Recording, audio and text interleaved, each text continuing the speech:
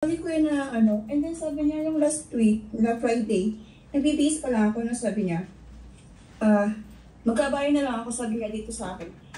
Dalhin mo to. Dito kasi, nakalagay yung yellow, dito nakahanger. Yung yellow na blazer.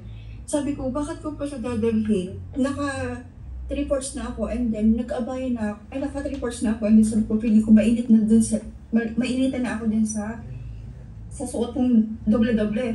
Pero hindi ko na siya tini-question ngayon. Kasi dati, hindi ko yan sinusunod. Kasi hindi ko alam kung sino yung voice na yan. And then, diniscern ko talaga kung voice pa to ni Lord. Basta nung last Friday na yun, binitbit ko na lang siya. Dinala ko siya, pinatong ko siya sa katawan ko, and then nag-abaya pa ako.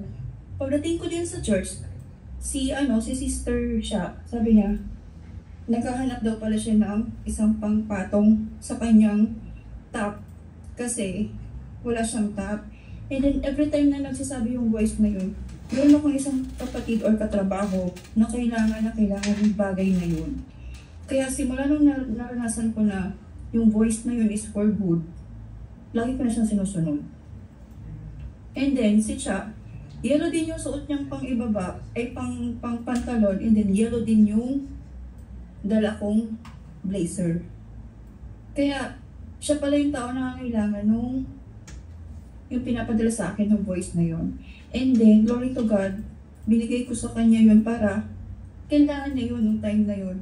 And then, si mama ko din, bina-Bible study ko siya. Sabi ko, bakit hindi ko siya simulan sa pamilya ko na BBS ko yung iba, why not sila mama and sila papa and mga kapatid ko.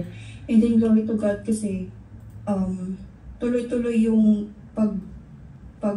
sasaliksik din ni mama sa Bible kasi inamin niya na nakalimutan niya na hindi siya nabubuklat. And then hindi na siya maalam kung paano, hindi niya na alam kung paano hanapin yung verses and then chapters.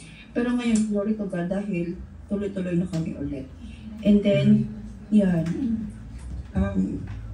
Kaya hindi, and then sa mga buhay po natin, kapag may maliliit po tayong may mga maliliit na ginagawa yung Panginoon, ipagpasalamat po natin. Huwag natin timtimin kasi natutuwa yung kalaban natin, yung devil, kapag kinikimkim lang natin siya.